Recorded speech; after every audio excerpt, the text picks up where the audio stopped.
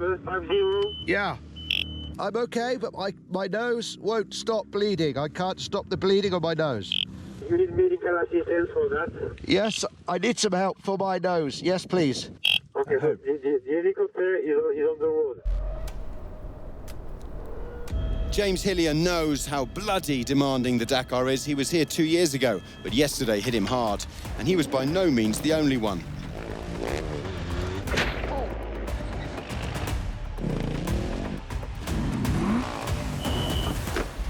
Barbara Holliker and Lucy Engover's pink Citroën 2CV couldn't make it. And top 20 last year, but Portugal's Antonio Maio was stuck in a rut on day one. Maio really needed another pair of hands.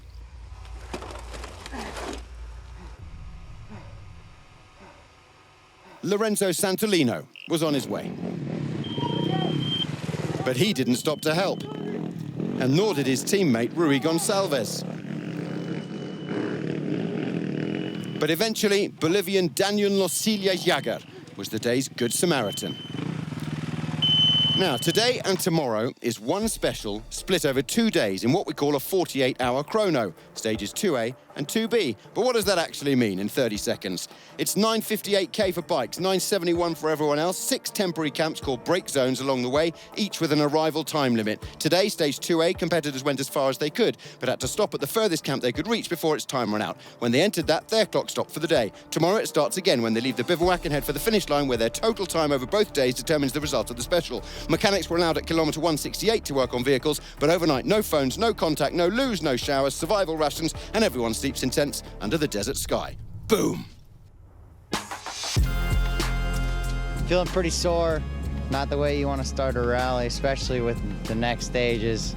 For sure, gonna try to conserve my body until I can get back and maybe get a massage. 48 hours to cover 1,000 kilometers. I never done this one. Are you afraid of that, of this new challenge? No, because if I'm afraid, then I'm less of a man than everybody else, you know? So everybody's up for the task, so am I. Al Belushi opened again today like yesterday, but he wasn't at the front for long. Tosha, Pablo and Ricky were on his tail. The strategy is just to make it, the next 2 days. No strategy. Full gas, get as far as we can go is, I guess, the strategy. We'll probably be doing about 500-600 Ks today, so let's see. This is going to be a long one, I think. Yes, Ross, indeed it is. Long and unforgiving on the body, the bikes and the mind. Stunning scenery as always, and of course some of these boys just can't help themselves, and don't we love it?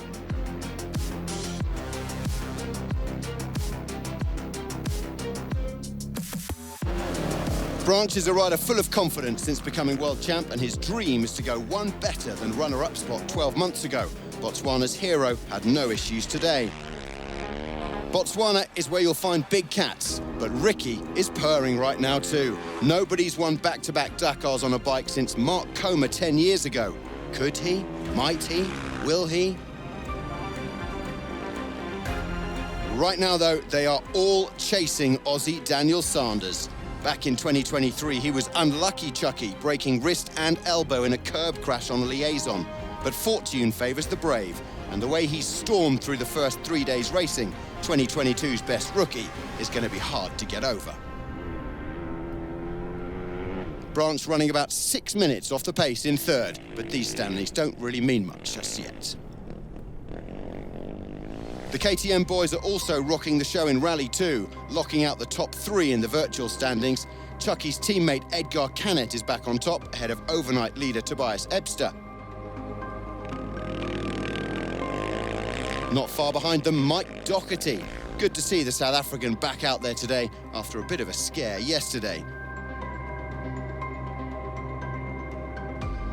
There's about 13 minutes separating the trio.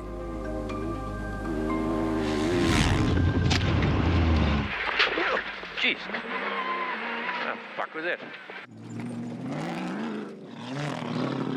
It was fast. It was super difficult. Very physical. Tough stage. Full of trees. A lot of stones. Oh, tricky day. Yeah, I messed up. I messed up bad. I'm happy, but I'm mad. I'm happy and I'm mad. I don't know.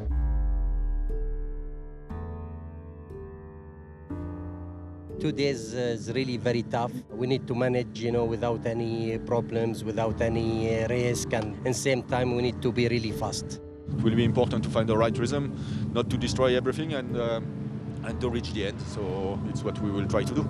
Even if we lose a little bit of time opening or maybe a miracle happens and we end up winning again, we got a long way to go, so too early to start worrying about it.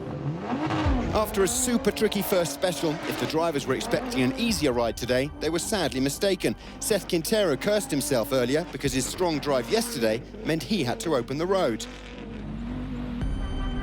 João Ferreira, quicksand. Guillaume de Mevius, sandpit. Carlos Sainz, sand surfer. And sand roller. Mitch Guthrie, sand savior.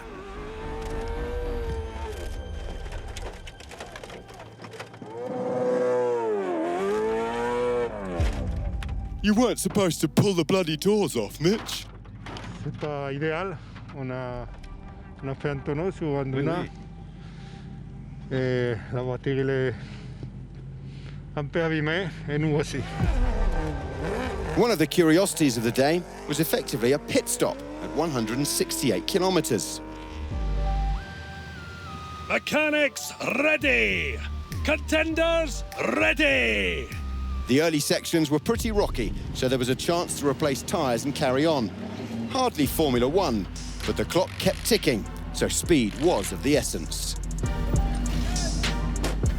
Nasser, you will go on my first whistle. And go he did, briefly taking the lead 50 kilometres later. C'est de l'électronique, ça démarre, ça s'arrête, il démarre tout seul, finalement il se coupe. En fait, on peut pas faire grand-chose. Bivouac E was at 626k. Third quickest car to reach it was the Ford of Matthias Ekstrom. The Swede mashed up the sand and roasted most of his rivals. Top two on stage 2A were in a class of their own though. Nasser al-Attiyah chasing Yazid al-Raji non-stop for 7 hours. The Dacia Sandrider lived up to its name.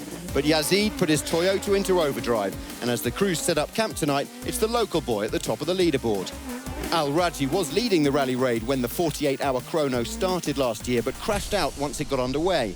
This year, day one went much better, and he ends the first day in one piece and position 1.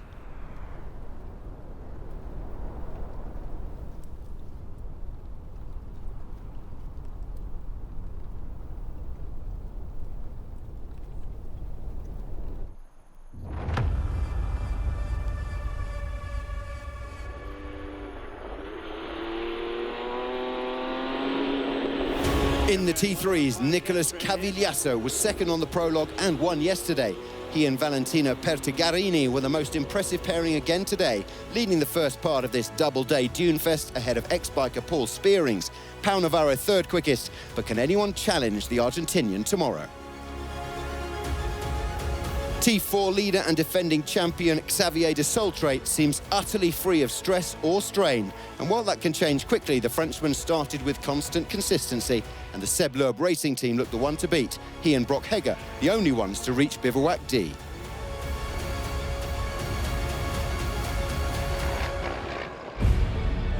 Every participant is in a tent tonight, having to work on their own vehicles and cook for themselves. But there are 25 guys who do that every single night, with no outside assistance, no support staff, completely self-sufficient. These riders are the true soul of the Dakar, the original by Motul class. Class indeed. Class dismissed. See you tomorrow.